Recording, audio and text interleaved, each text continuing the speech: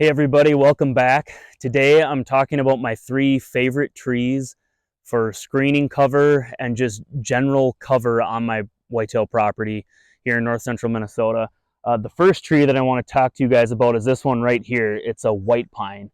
And the reason that I think these are just such incredible trees is because of how fast they grow. So this is a super tenacious, super fast, rapid growing tree, conifer tree that is adapted to a really wide range of soil types too. I'm in heavy sand here. There's kind of an organic loamy topsoil layer in this woods, but then below that is clean sand. My brother owns some land not too far from us here that's real heavy clay. He's got mature hard maples at his house with white pines. So these things will do fantastic in clay country, in sand country. They'll also do really well if it's not ideal moisture conditions. Um, these will grow amazing here as long as the deer don't browse them off, because the deer love these. That's one of the drawbacks. But if you can keep the deer off of them, these things will put on incredible growth once they get up above, you get them waist high and then they're just gone. They're putting on over a foot of growth every year. And like I said, in some cases, even more than that, up to 2 feet plus in a summer on that top growth candle. Just a super, super fast growing pine tree. And again, the drawback is you got to keep the deer off these. Where I'm at in north central Minnesota, these are the favorite tree for browsing for deer. So a lot of you guys know we actually sell something called browse blockers. That's what I've used to keep the deer off this tree. And so if you guys are interested in buying some of those, check out the link down below in the top comment of this video. Otherwise, you can just Google search browse blockers for deer. It's something my dad invented. He was a forester, and it's just a nice, effective, low-cost way to keep deer off your pine trees. But super cool pines because of how fast they grow. If you plant these in open country, like on the edge of a food plot for screening, for example, these will stay real bushy, real low to the ground. It'll keep branches real low. If you plant them in areas like thick cover, kind of a setting like we're in here, if they're competing with other pines really close to it, they will start to drop branches down lower. But if you're thinking of like a plot screen, for example, or just something to get some conifer type cover established in your woods fast, these white pines are a great way to go just because they're so adaptable to the different soil types. They grow fast. And the other cool thing about them is they are shade tolerant. So you can mingle these white pines in anywhere you want in your land. These will compete and do well even if there is overstory canopy. As long as they're getting a little bit of sunlight, they'll hang in there. Now, they'll grow a lot faster if they have full sunlight, but you can get these to grow in just really a wide variety of soil types, shade options, and even fairly drought tolerant. I mean, these are hanging in here in this sand country really well, and this is one of my absolute favorite trees to plant on my land. Okay, now my second favorite tree is this one right here. This is a red oak. And, oaks are a lot of fun on a property just because of the fact that they have acorns. And I do really like that fact that these, this tree here is pretty small, but I got a lot of mature red oaks that every fall are dropping acorns. Last fall was actually an incredible bumper crop year for acorns around here. But the red oak is really an incredible tree to me because it's one of the only trees that does this. It holds its dead leaves all winter long. So to me, as far as a tree for cover, for screening, for creating that thick sort of soundproof and vision-proof woods for deer, the red oak really delivers nicely because it has those acorns that drop in the fall, late summer, early fall, which is a big bonus. But then it also, to me, this is as good as a conifer tree because of all the leaves that these hold. So I like a lot of really varying age classes of red oaks on my property, and that's what I have. I was just blessed with that when I bought this land. There were a lot of mature oaks here mingled in with mature aspen trees. And so I've actually cut off a bunch of these mature ones. I've just cut them down, cut the stumps clean off, low to the ground. And then that following year, you get an explosion of young whips coming up off of that stump that you cut off. So deer are using that for browse. They love browsing on the young soft whips that come up off the stump. And then it also creates a really bushy regrowth that holds its leaves all winter long.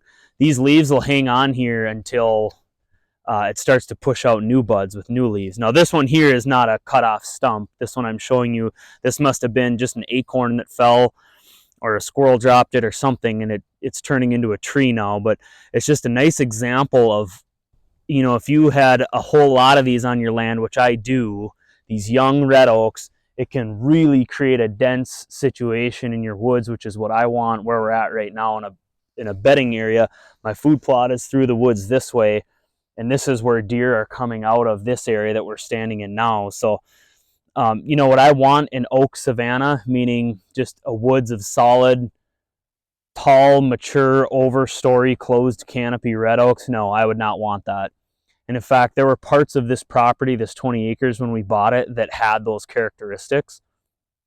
And those are the spots where I've gone in, like I said, and just cut those trees down, cut them off clean. I don't hinge anything, these red oaks, and get that sunlight on the ground, get that stump resprouting, and create that varying canopy height on your land, get sun on the forest floor. And these red oaks are just a really gnarly, tenacious tree. Bucks don't like to rub them. That's kind of another benefit, is they'll usually leave these trees alone, at least where I'm at. And you just get that really nice bonus in the fall of all those acorns coming down. It brings in the turkeys, the squirrels, as well as the deer, which I think is really cool, really fun. I have been lucky in that I haven't had to plant any red oaks on my land. They're all just here naturally. These are all volunteers around us here.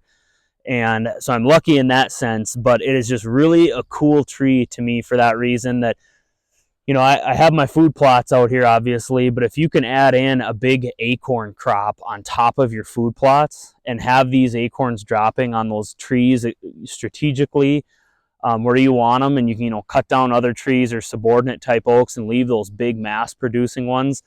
It's just an incredible draw in the fall, and it enhances your food plot because it brings in deer from the whole neighborhood, the whole community, and really brings a lot more interest to your land. Well, then they find your food plot, they find your nice bedding areas. It's just really an incredible multi-purpose tree for the fact that it has those acorns, and then it holds its leaves all winter and provides that cover for you year round when all the other trees have dropped their leaves. All right, now my third and absolute favorite tree on my land is this one right here. This is a white spruce, and these are basically miracle trees. The reason I say that is because this is the only conifer tree in my area that the deer will not browse. So for that reason alone, it makes it a really good candidate to have out by a food plot. You know, if you're trying to create a plot screen, something like that, where you've got really high deer density, high deer concentration, where they're just browsing everything. I mean, the deer are back in here browsing on this hazel brush, you know, just because the density is so high near the food plot. But they won't touch these white spruce. I've actually only seen in one instance in my life where I saw deer browsing white spruce, and that was out in central North Dakota during the middle of a really hard winter when the deer were, you know, on death's doorstep, and it was all they had. So I have seen it happen out there, but where I'm at in northern Minnesota with ample browse, they won't touch these white spruce. The other really nice thing is they keep their branches all the way to the ground like this. You know, these spruce will keep that really thick foliage for its entire life, whereas, you know, you get some white pine, red pine, jack pine, scotch pine, all those types. If they're competing with each other, they'll drop branches down below. They're faster growing than these white spruce, but they will drop and shut off their branches low to the ground, whereas these spruce won't do that.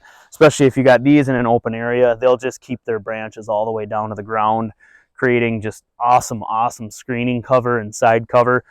I'm planting a bunch of these every year on my land. I'll actually do a video later this spring and show you guys the permanent plot screen that I'm working on.